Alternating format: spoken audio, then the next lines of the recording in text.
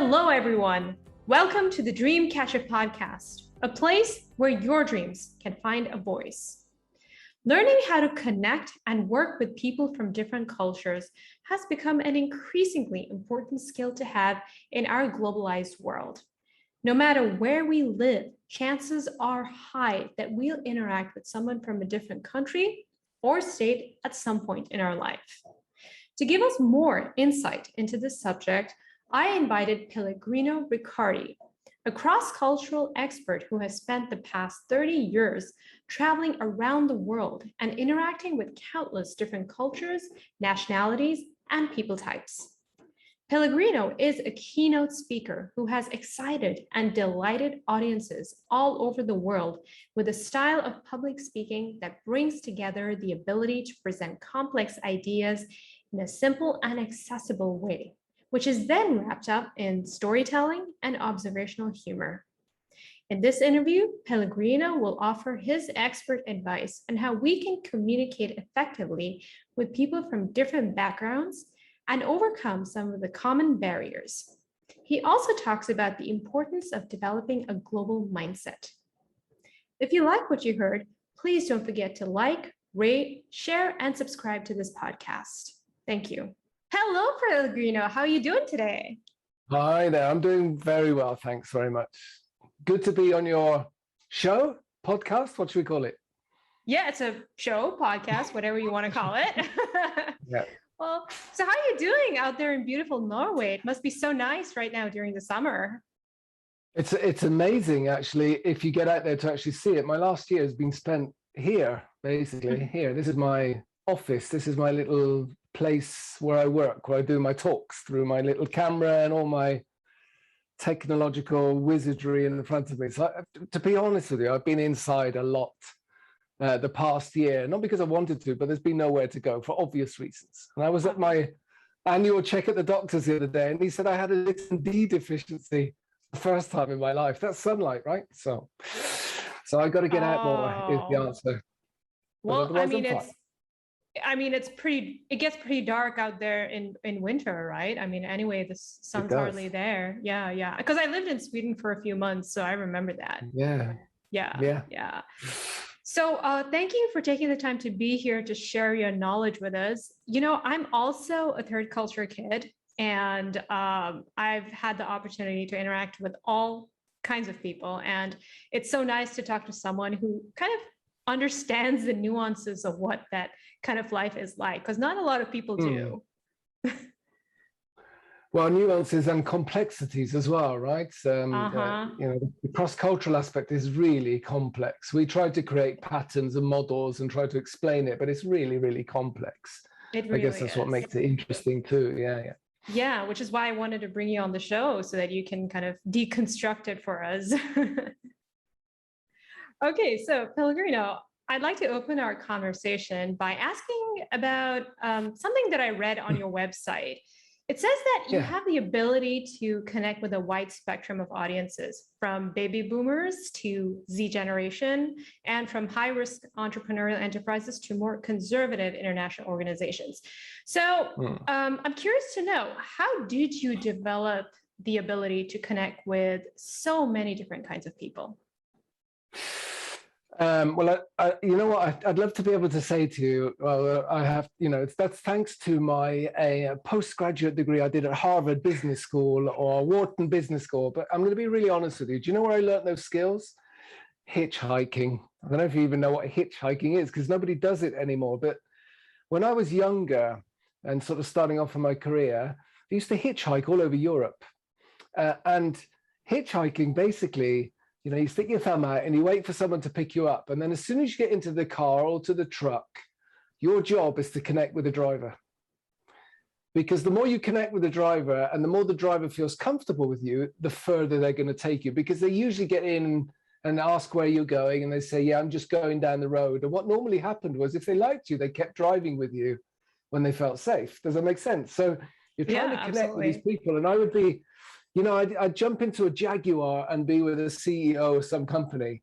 And then I'd say goodbye to that ride and I'd get in a truck with a truck driver with little or no education, perhaps, who's got really, polarized views and you're trying to connect with these people all the time. And without realizing it at the time, I did a few years of that, and I was really sort of tuning into people and sort of understanding who they were, how they saw the world, what belief systems they had.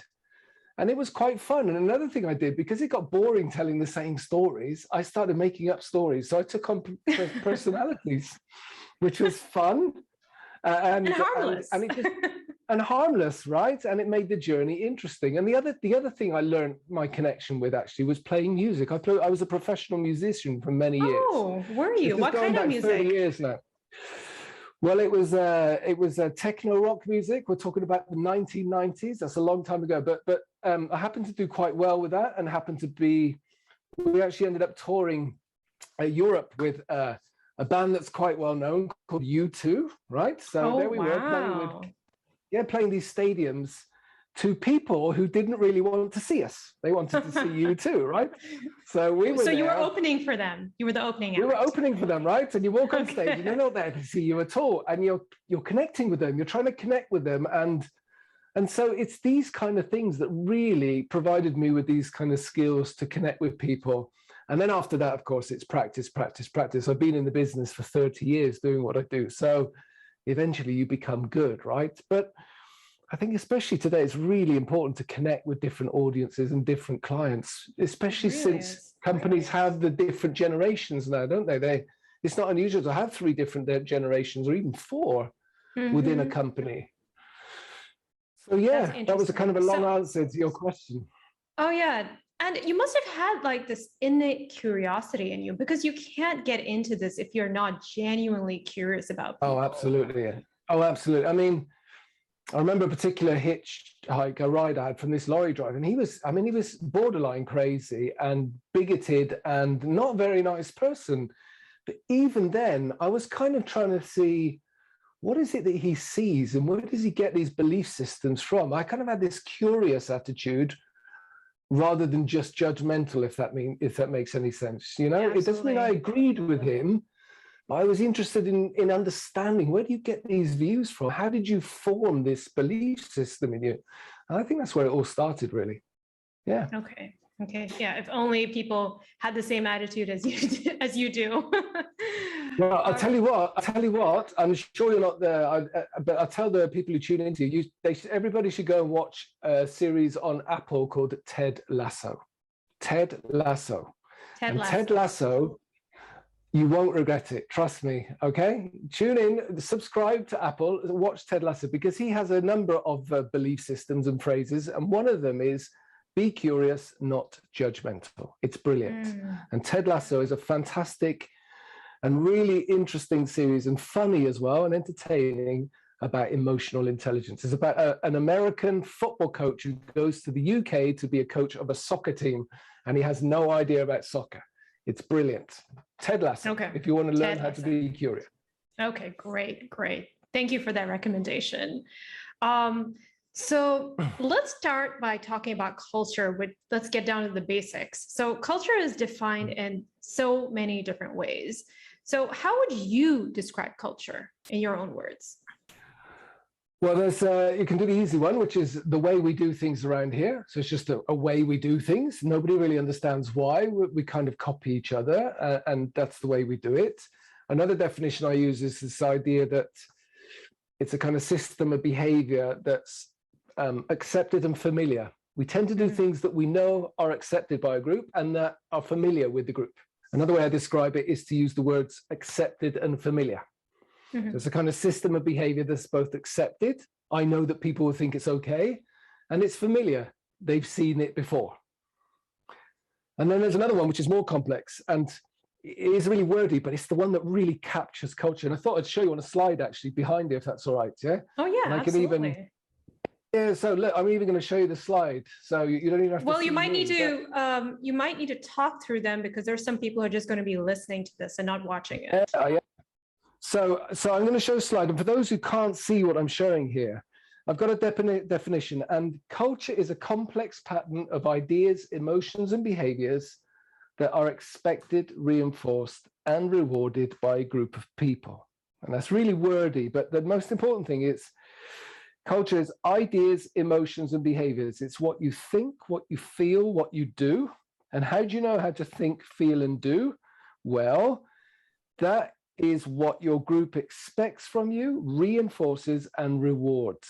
And we as human beings are constantly looking to do things we know we will get rewarded for. Human beings don't like doing things that they know they'll get sanctioned for.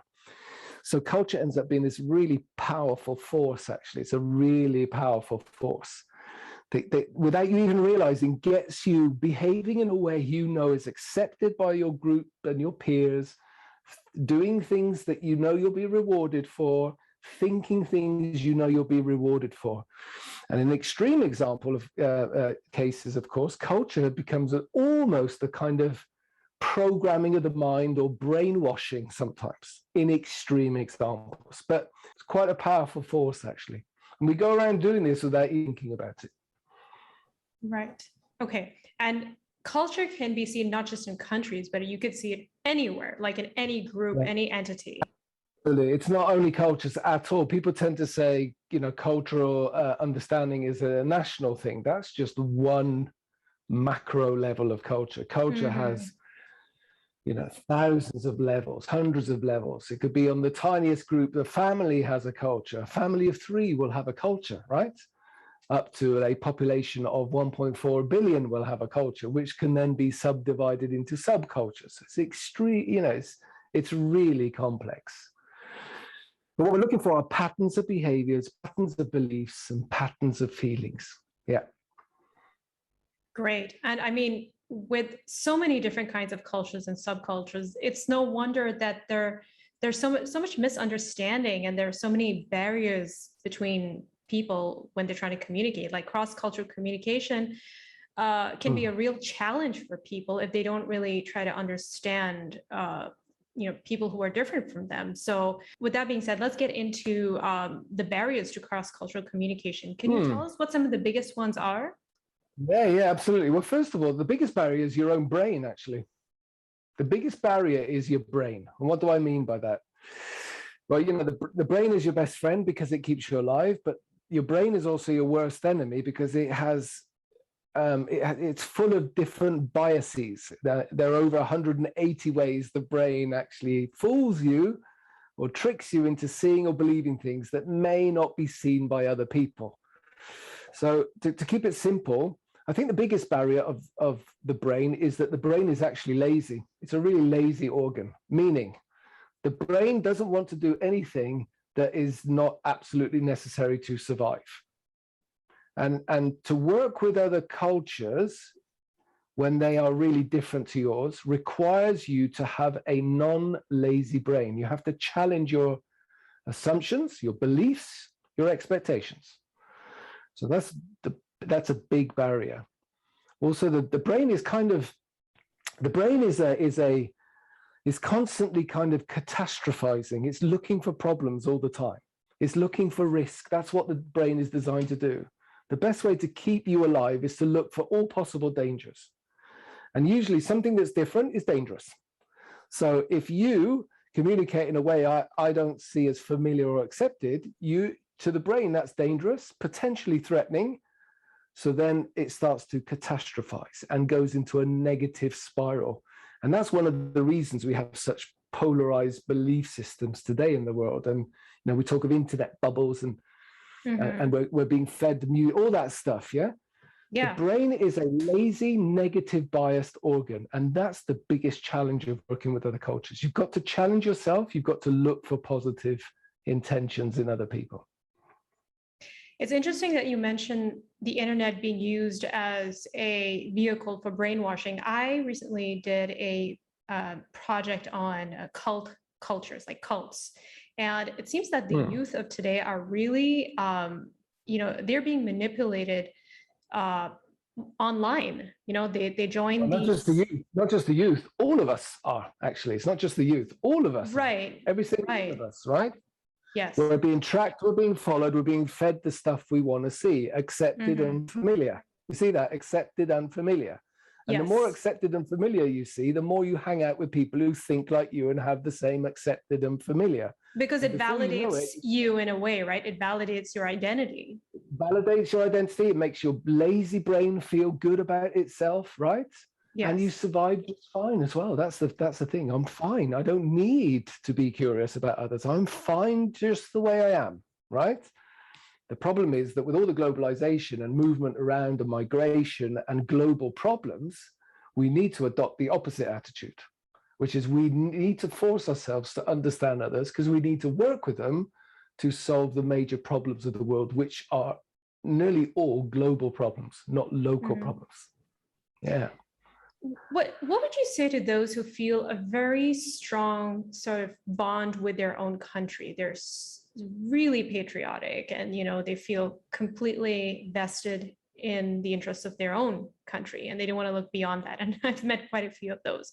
I'm sure you have too. Yeah. So I guess what I'm trying to say is that how can they balance their national identity with that of a global identity? Well, first of all, if you are a person who's proud of your country or nationalistic, to use that word, there's nothing wrong with you. That's the first thing. There's absolutely nothing wrong with that per se. At the same time, you recognize that that's your lazy, negative, biased brain working in your favor, right? Okay. I mean, that's just how we are. And it's the awareness and the consciousness to challenge your own belief systems. Why? Because a curious mind is a creative, innovative, problem-solving mind. What do I mean by that? A lot of people, we're always told to be curious, but we're often not explained why. And if I could just explain in a really simple way why. Every time we're genuinely curious, every time we approach problems and situations with curiosity, the brain is producing something called dopamine. And dopamine is a really, really important neurotransmitter. It's what I call it the motivation hormone number one. It's not really a hormone, strictly speaking, but people understand that word, right? In other words, you need to produce dopamine in order to leave your cave and go out and solve problems. Go out and hunt, go out and find things, go out and have a lot. You need to produce dopamine to do that. And a lack of curiosity actually reduces your dopamine levels and makes you less creative and problem solving. You know, when I was first explained that by a psychologist, it kind of blew my mind, right? So in other words, you need to be curious to go out and be creative and solve problems. And ultimately to have a fulfilling life. That's why. Okay. And do you have any tips for someone who anticipates that they're going to meet somebody from another country or from, you know, maybe even a different race? Because they, you know, races have their own cultures too. So if they're anticipating that maybe they're going to travel to another country or they're going to have a business meeting with somebody with a different background, what are some of the things that they should keep in mind to make sure? Well, having traveled the world, having traveled the world for 30 years myself, I've come to the conclusion that people want the same things around the world. Okay. Believe it or not, we all want jobs. We all want to be healthy. We want our kids to be healthy. We want to live long and happy lives, have good relationships with our family and friends. And, you know, generally when we're lying on our deathbeds and looking back on life, we want to think back and go, that was okay. That's what people want, all right? It doesn't matter where they come from. Yes. The big question is that we have different ideas on how to get to that point. So culture is the how part. So the first thing you do is when you meet other nationalities or cultures or even people who are different to you, to remind yourself they're basically after the same things as you. They're after the same things as you. They want security, safety, health, enough money to feed themselves and have a few small luxuries. That's it. And once you establish a commonality, then I always think, right, how is their way of getting that different to mine? Can I see the world from their point of view without necessarily agreeing with them? And once you do that, what happens is you can connect to a person. You can actually appreciate them, even like them. And when you like a person, it's much easier to work with them. It's really difficult to work with people you don't like. That's Yeah, just common absolutely. sense. Yeah, yeah, It can yeah. be done, but it's not easy. It's much easier to work with people you have an understanding for. Much easier, of course. Yeah, yeah, So that's so that's what I true. would say to people. I remind myself of that all the time. It's a constant reminding, constant learning process. Right. Right. And I think it's also because, subconsciously, sometimes we carry these biases, right? Like we hear someone Yeah, with a certain kind of accent, or they have a certain kind of yeah. appearance or skin color or hair texture. We don't even know we're feeling that on a conscious level. It just might, we might just experience that, and that can get in the way of our communication, right?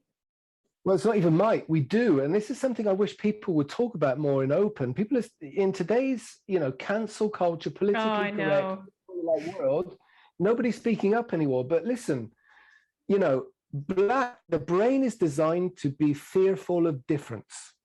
The brain is designed to be fearful of difference. If something's different, it's potentially dangerous. That's all brains all over the world. Then it's a question of to what degree your brain is paranoid or cautious or whatever. Blacks can be just as racist as whites from a brain point of view. Yeah, the black brain, to use that term, and the white brain are designed in the same way. Now, I can't go into individual lives of individuals. They've all had their experiences, their life stories, and those life stories create different expectation levels. They create different fears, different cautions. I can't go into individual stories, and I understand and I believe those stories, absolutely. But brains around the world, all 8 billion of them, are designed to be fearful and cautious of anything that's different. That's how we're made. And I don't know why we're not talking about this more, because it's the talking and the awareness that breaks down the barrier. Once we accept that in each other, then we can address the problem. But while we kind of bury it and pretend that's not the way it works, we're not going to get anywhere with that debate, that discussion. I agree with you. Think. I agree with you. And I think this is, in the United States at least, this has really come to the forefront after the whole, with the Black Lives Movement and everything. It kind of bled into every aspect of the United States, the US culture. And I'm sure, I believe it's also touched other parts of the world, the whole Black Lives Movement. Well, here's the thing. Black Lives Movement, brilliant, very important, absolutely important, completely support it. But here's the thing, if you're working in an organization, one of the most important things, to have in place in an organization, if you want people to thrive and be happy, is there has to be something called psychological safety. And psychological safety, the simple definition of that is a place where you feel you can be yourself, where you can be yourself and express yourself. As soon as you start to bury people's opinions because they're fearful of the consequences, you are damaging psychological safety. So what's happened today, I'm one of those, I've stopped commenting on social media. Why? Because I can't be bothered with the hassle, to be quite honest. And if I were in an organization, that means I'm number one person who's losing their psychological safety. So then I seek out other people who think like me, and then you create the bubbles. You with me? So you need to have much more open conversations where we listen to each other, respect each other, don't have to agree with you, but I need to try and understand you. That's a place of psychological safety. And with political correctness, cancel culture, all this, it's killing psychological safety. So I was asked recently by an American client they wanted to vet every one of my slides in a presentation before I showed them to the company, in case I had something that was offensive in my deck. Wow, yeah. How would you react to that? What would you say to that? That's a tricky one, right? Yeah, exactly. What would you do? What would you do? I'm not surprised. I'm not surprised with what's going on in the social climate right now that they asked to do that. Right? So that says something about where they're coming from. And they even said they'd had an incident where someone showed slides that were offensive, and which is, we don't want that either. But I said to them, listen, I'm not going to do that, actually. I've been doing this for 30 years. I don't think any of my slides will offend anybody because I'm careful and I'm mindful about what images I show and what stories I tell and what I say. And and what you're asking me to do is just, I see it as a form of almost censorship. And I'm afraid I can't be party to that. So I'm not going to do that. I said, you're going to have to just trust me. And there was this tension in the room. But at the same time, I know where they're coming from. They've had bad experiences. They're fearful that something could go wrong again. And, it's terrible. And you end up in this environment where it's really difficult to be yourself. That's not good. That can't be good, in my opinion. That must be frustrating, yeah. And you would think they would trust someone like you, a cross-cultural expert you would probably one of the most sensitive persons, like when it comes to the and I may things still that offend people. Yeah. And I may offend people, but it's not my intention to offend people. Right? And that's another important aspect. I mean, the comedian Ricky Gervais says it really well. He says, just because you're offended by something I say doesn't make you right. I love that. But Ricky Gervais you have a right to be offended. That but that doesn't make you right. That just makes you offended. It doesn't make you right. Yes. And again, sometimes you have to ask, are you offended because you're really offended? Or, is there an avenue you could explore where you could try to understand the other person's intent? Was the intention to offend you? Because I'll tell you what, most people don't wake up in the morning, look out the window and say, what a beautiful day it is today. Whose life can I screw up today? People don't do that, right? Or the ones that do they're ill, they're psychologically sick, all right? Most people don't do that. And I think we've forgotten this with people. Most people don't wake up and do that, you see. Right. So, right. The kind of workshops and the training I do with cross-cultural collaboration has brought up all these other sandstorms of discussions, and they're really interesting to have with people, and it challenges people's minds, right? Because we're trying to challenge the lazy brain again. Right. And I'm curious to know, Pellegrino, you mentioned that you've traveled all around the world. You've been to so many different countries, and you talked about some of the commonalities, what we all share in common, What were the differences? Did you find that you had to kind of navigate through these certain cultures differently than you normally do? I mean, do you have some examples that you can share? Well, I've got the obvious examples. I think my personal biggest challenge, whenever I was in somewhere like Korea or Singapore or especially Vietnam, I'm quite a talkative person. My Italian background, I've got a lot of body language and raise my voice and get quite excited, and the hands and I this conversational overlap when I get going with people. It's just one. I kind of had to learn to. I'm covering my mouth now for people who can't see, but kind of cover my mouth and do a bit more listening, tone it down, slow it down. And of course, sometimes they would speed up as well, and then I would join in that. But initially, that kind of more listening mode of operation, if that makes sense. That's a classic one for me. But I find that, if you just sit back and listen and watch your environment, you can pick up some really big clues on how people interact and just copy them. When you go to a wedding reception or a birthday party where everyone's dressed nicely and you're kind of subconsciously looking around and looking at people and copying their movements and their behavior and their tone, and because you want to blend in, right? So that's all. You just stop for a bit and try to become mindful of your environment. That's just a general rule. And again, be curious about your environment. Rather than saying, oh God, what's he or she doing? You say, oh, interesting. Look at what he or she is doing. That's weird. That's strange. That's interesting. I wonder if I could find out why. That's it, really. I mean, people often ask me these kind of rules of do's and don'ts. Do's and don'ts aren't that useful. I don't find them very useful. Attitudes are much more important. The attitude of genuine curiosity. And is that something that can be cultivated, that curiosity, that willingness to stay open? Because some people, they've been raised in families or in cultures where they've been taught to follow the rules, and to not interact with certain kinds of people. For someone like that, like, what are some of the things that they can do to overcome that kind of thought process?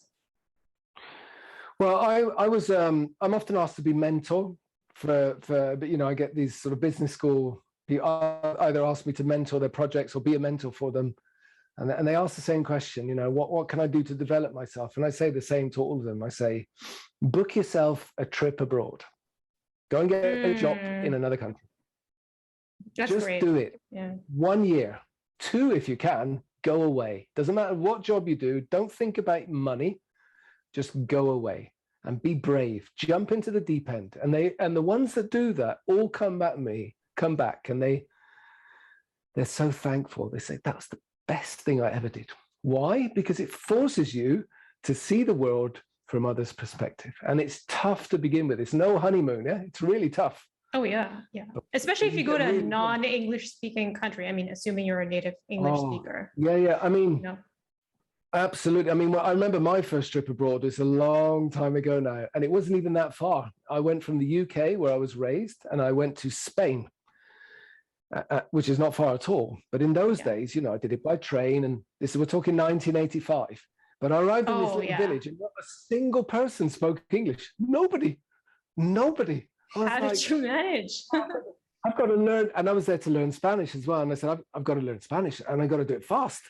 Nobody spoke English. They had one English teacher and that English teacher was terrible. I mean, just really bad teach.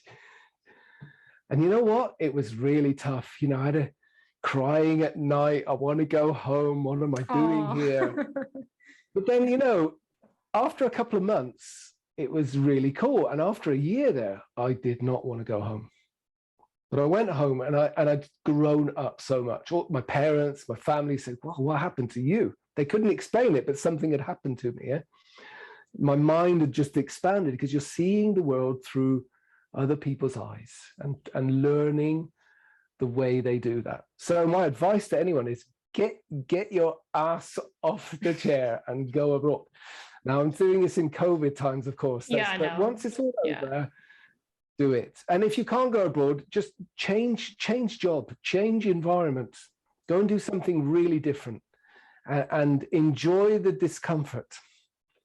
It makes you more resilient as well. You need to enjoy the discomfort. It's a bit like training. Yeah. You have to enjoy the discomfort. And the lazy brain does not like that. And of course, when you do that, you're again challenging the lazy brain. It forces you to challenge your lazy brain.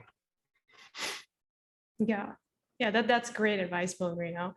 And how do you describe a global mindset? And why do you think it's important to have one in today's world?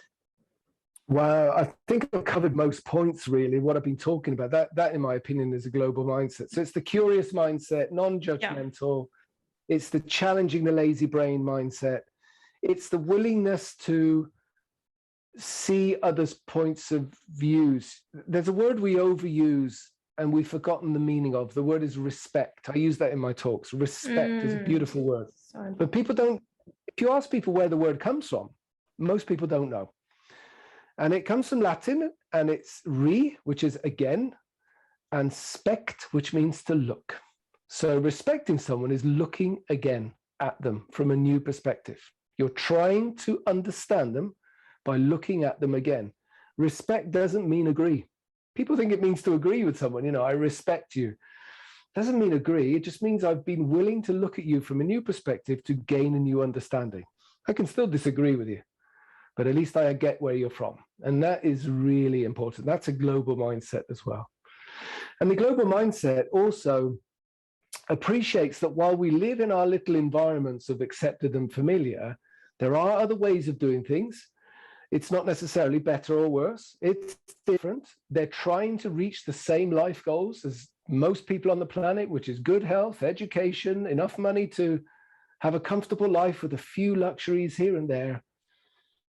We're all after the same things. And I think in today's world, we're forgetting those commonalities. That's one of the good things of COVID. It kind of reminded us that we are the same race, right? Because COVID didn't really discriminate, not really. We talk about, it hit the old and the weak, but not really. All age groups were affected. And it was pretty random whether you got it or not. And as far as COVID is concerned, it doesn't discriminate. It goes for all of us. Yeah. And if that's not a reminder that we're all a common race, I don't know what is. I know. I think So that's yeah, I don't know if one good thing that's come from the pandemic. I mean, one good thing that it's kind of brought us together in kind of, pooling in efforts to deal with this horrible phenomenon that just happened to all of us, the whole human race. Absolutely, yeah. So, and again, the way we dealt with, I've put this slide up for those who can't see, who are listening just, I put a picture behind me and it says culture helps you draw the line. So it was interesting to see how the pandemic was handled by different nationalities. They had their different ideas on what the best way to handle the pandemic was, right? All culture does is it draws the line in different places. And you've got one end of the scale, you've got Sweden, which is very liberal to the pandemic. At the other end, you've got New Zealand that completely closed its borders, right? Different ways and they both want the same thing, which is to get rid of the COVID virus, which is to maintain a healthy population, right? Both want the same thing, different ways of doing it. So I think we'll look back at the pandemic and see lots of positives, not just negatives. Not just negatives, yeah. And I wanted to get your opinion on media consumption as when it comes to developing a global mindset, because I had this incident when I was working at the media center in my university, where I wanted to do a story on Brexit in the UK. And I kind of had to fight to do it because it was something that was not based in the United States. And I'm not throwing shade at them at all, but it was surprising to me that I had to really make a case to cover a global story, which I felt was very important, especially when it comes to the global economy. So it really made me aware that media consumption also plays a big role when it comes to shaping our minds about, our identity. Because if you're watching news that is totally focused on just the country that you live in versus watching an international news like CNN or BBC, because I come from a journalistic background, I think, this is something that I would really like to bring to people's attention to, watch international news, read international newspapers or news websites. Well, again, I mean, on the one hand, we are a global society, and on the other, we are just little villages in our little villages, aren't we? And yes, we are. If we can't see the direct connection to our lives, it becomes kind of not as interesting, not relevant. That's why we'll gladly open our news apps and check a story on a local car accident or even a big car accident in another country, because, that could happen to me. But Brexit, that's that British EU thing. I live in the States. It's got nothing to do with me. Do you know what I mean? It's difficult to see the connection. And perhaps that's like what the global mindset is as well, that you see the connections, that you see that today we are all interconnected. I mean, just a simple example, the idea that while Chinese-American relationships are filled with tension, China has so many investments in the US, and the US has so many investments, emotional and physical, in China, that it would be almost impossible for them to really split. Do you see what I mean? They're so interconnected with one another. And if people only just understood that, right? Then media would become more relevant and more interesting. But I think also Brexit was really confusing. It was. And really oversimplified for many people. And people are looking back on Brexit. I think it was a terrible thing to leave. Whether they're right or not, the leavers, the world is an interconnected place. And the minute you disconnect from the world, you're disconnecting from the problem. So it'll be interesting to see how it pans out. Again, the pandemic, you had all the leavers saying, told you so, because they got their vaccines first and they vaccinated the fastest and all that stuff. So they were all saying, told you so. Great marketing for the leavers. And I understand why they left. At the time they were, I think, given an unnuanced picture of the Brexit dilemma. So You know, people in the end will follow and read things they feel directly affect them. And if they can't see the connection, they won't follow it. So that's what the global mindset is too, is seeing the connections. Seeing that connection, right? Mm. Okay, Pellegrino, that brings us to the end of our conversation. Oh, wow, it's done already, God. Yes, we've done it. It's time just flew by, didn't it? It's weird. I it's could been... talk all night. I hope I'm giving you some useful stuff. You know, oh, kind you of have a tendency absolutely to did. blabber away. And No, it was filled with gems. Thank you so much. It's been a true pleasure. And thank you for all that you're doing to promote cultural awareness. We need more people like you out there. Thank you so much. That's really kind of you to say. And I'm actually writing a book, not about cultures, but yes, tell us about it. Let's tell us about it. Yes. Well, it's actually being published by an American publisher. The book is about being a man in today's world. Okay, on that. But really, what the book is about what it's like to be a human being today. That's what I've really done. I've kind of taken all my learnings over the past few years and tried to put them into a story, a personal story, which I hope resonates with lots of readers. So maybe we can come back and do this next year when the book comes out. I'm hoping to have it published in February. They told me that February will be the publishing month. Okay. And it's the book is a kind of an attempt, that the overall attempt is to get people to talk together more, to create dialogues again, in this case between men and women. So, you know, maybe that's something we could do next year. Oh yeah, absolutely. I'll keep that in mind. That does sound very interesting. And I also want to quickly mention your website, you know, for anyone who's interested in learning more about you and watching your fabulous TED Talks. I know you have 2 of them. They can visit your website, Pellegrino Riccardi.com. As usual, you'll find the direct link in the description. Thanks so much. Thank you so much, and I hope you have a wonderful rest of your day. You too.